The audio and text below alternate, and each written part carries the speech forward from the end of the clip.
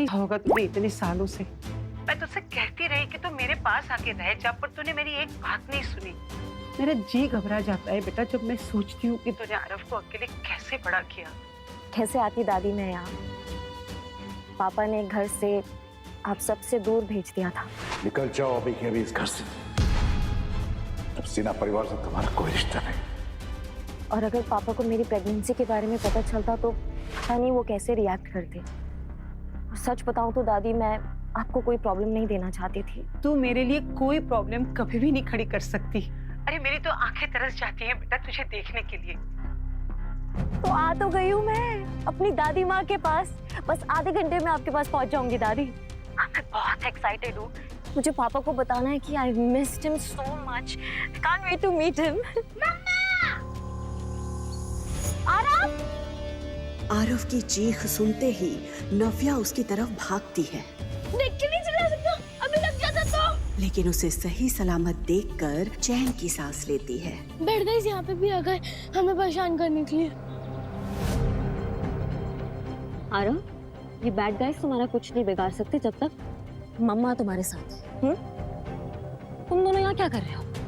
अरे हमारा छोड़ो, ये बताओ कि तुम्हारा वो डार्लिंग और उसके बॉडीगार्ड्स कहीं दिखाई नहीं दे रहे। कनिका, मुझे तुम्हें हर चीज बताने की जरूरत नहीं है।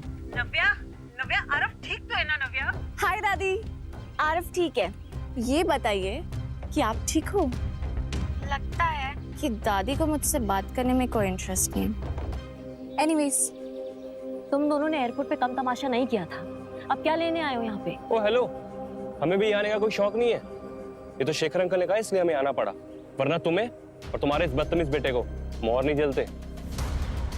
बाय द वे, पापा ने तुम्हें घर बुलाया अभी।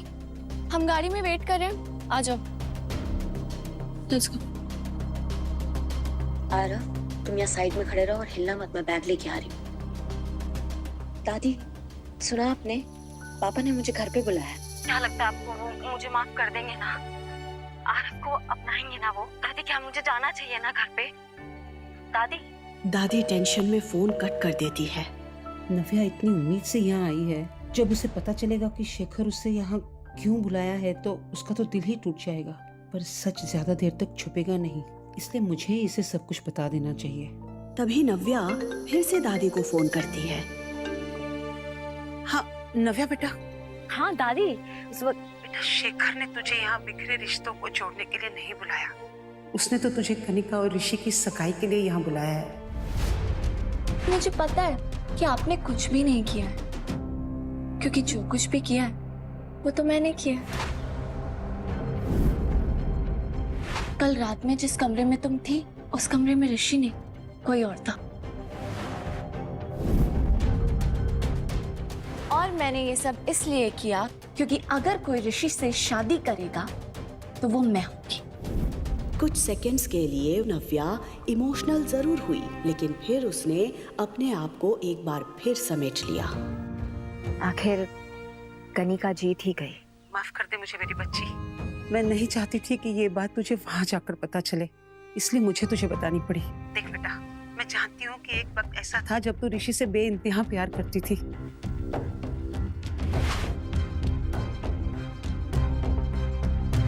आज जब तू तेरी बहन को ऋषि के साथ देख रही है तो मुझे पता है तुझ पर क्या बीत रही होगी।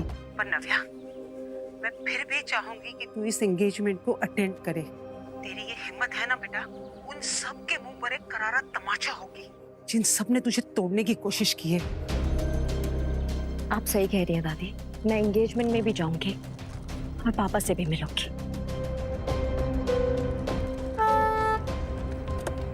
और कितना टाइम?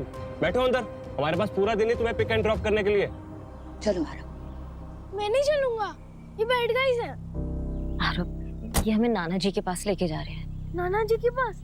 थोड़ी देर और टॉलरेट कर लो प्लीज। चल।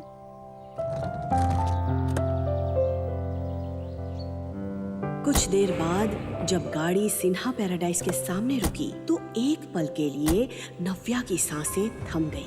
ये घर देखते ही उसे वो दिन याद आ गए जब वो यहाँ से आखिरी बार निकाली गई थी। निकल जाओ अभी के अभी इस घर से।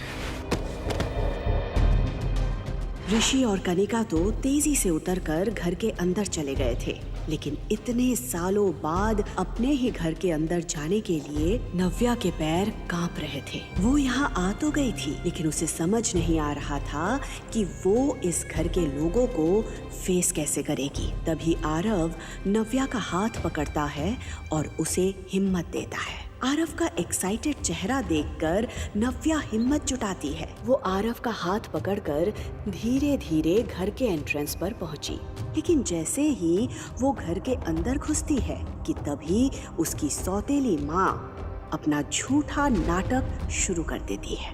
अरे नव्या, सबसे पहले तुम मुंह मीठा करो।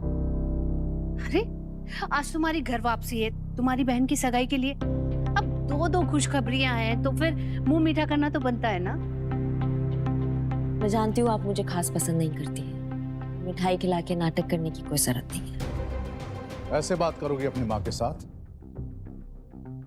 ये संस्कार दिए मैंने तुम्हें। इतने सालों बाद अपने पापा को देखते ही नव्या को अपना खुशहाल बचपन याद आ गया।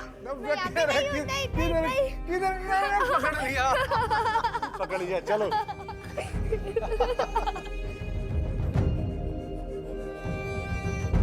लेकिन इसके बाद शेखर ने जो कहा वो सुनकर उसके होश उड़ गए।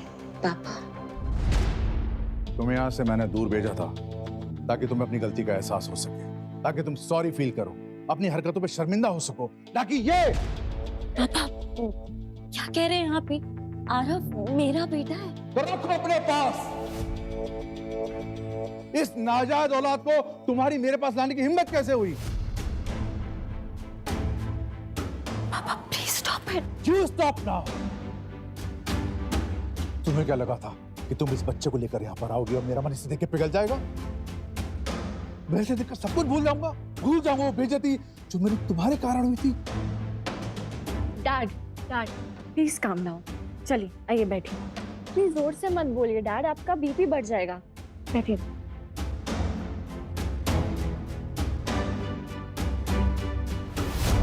अब आएगा मजा।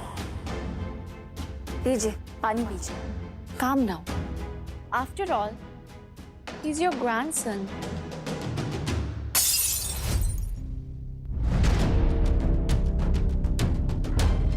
ये मेरा ग्रैंडसन नहीं है और ना ही कभी हो सकता है। लेकिन परिवार इस बच्चों को कभी एक्सेप्ट नहीं करेगा नव्या। ये बात तुम जिंदगी भर मत भूलना। नव्या समझ गई थी कि इतने सालों में शेखर के मन में उसके लिए नफरत का बीज और भी गहरा हो गया था और बची कुची कसर शिखा और कनिका पूरी कर रहे थे। तो मैं भी यहाँ पे अपने बच्चे को एक्सेप्ट करने की गुहार लेकर नहीं आई हूँ। मैं यहाँ एंगेजमेंट अटेंड करने आई हूँ। वो अटेंड करूंगी और यहाँ से चली जाऊंगी। करो, बिल्कुल करो। इनफैक्ट मैंने तुम्हें बुलाया एंगेजमेंट के लिए, लेकिन मेरी भी एक शर्त है। इस सगाई में केवल तुम वेलकम हो। ये बच्चा उस इवेंट में नहीं आ सकता और मैं तुम्हारी वजह से और बेइज्जती सहन नहीं कर सकता। तो ठीक है, ये एंगेजमेंट आप सबको ही मुबारक हो। Congratulations Kanika and Rishi.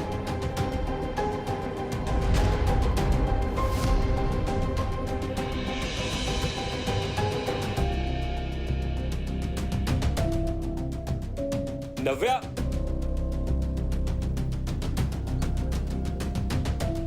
Aarav cab आ गई है वहां पे, वहां जाके बैठो, मम्मा आ रही है। नव्या, अब क्या है? कुछ बच गया है क्या? अंदर जो हुआ, एयरपोर्ट पे जो हुआ, क्या वो कम था क्या जो अभी भी कुछ कहने आ गए हो मेरे पीछे? तुम्हें जरा भी नजर नहीं आ रहा कि अगर तुम्हें फिर से अपनाना चाहता है, बस तुम्हें अपनी जिद छोड़नी है। जिद नहीं, वो मेरा बेटा मुझसे छोड़ने के लिए कह रहे हैं। डू यू इवन रियलाइज उसका मतलब क्या होता है? मेरा बेटा। मैं भी किससे बात कर रही हूँ? Forget it. तुम इतना लगाव क्यों इस बच्चे से? ये उसी का बच्चा है ना जो एयरपोर्ट पर आया था, या किसी और का? तुम ये सवाल क्यों कर रहे हो? तुम्हें क्या फर्क पड़ता है अब इस बात से? तुम तो करने जा रहे हो ना अपनी नई जिंदगी की शुरुआत। सो बी हैप्पी। यहाँ पे एक तो तुमने मुझे चीट किया, सब कुछ छोड़ के यहाँ से चली गई और एटीट्यूड ऐसे दिखा रहे जैसे ये मेरी गलती है। तुम्हें क्या पता कि उस रात क्या हुआ था, किसने चीट किया, किसने नहीं चीट किया? और मुझे अब तुम्हें कोई सफाई नहीं देनी है, मुझे तुमसे बात ही नहीं करनी है। लेकिन मुझे बात करनी है। क्या बात करनी है? क्या बात करनी है तुम्हें? तुम्हें पता भी है कि उस रात मेरे साथ क्या हुआ था? तुम्हें पता भी है कि मुझे किसने फंसाया था? क्यों हुआ था मेरे साथ वो सब? कुछ भी नहीं पता है, कुछ भी नहीं पता तुम्हें। लेकिन अब भूल जाओ, अभी सब भूल जाओ। अभी तुम अपने फियांसे कनिका के साथ एकदम खुश रहो। To be honest, you both deserve each other. Navya, क्या कहना चाहती हो तुम? बोलो क्या हुआ था उस रात? क्या नव्या बता देगी ऋषि को कनिका का सच? मुझे पता है कि आपने कुछ भी नहीं किया है, क्योंकि जो कुछ भी किया है वो तो मैंने किया है। कल रात में जिस कमरे में तुम थी, उस कमरे में ऋषि नहीं, कोई और था। और मैंने ये सब इसलिए किया क्योंकि अगर कोई ऋषि से शादी करेगा तो वो मैं होंगी। क्या हो पाएगी कनिका और ऋषि की सगाई? जानने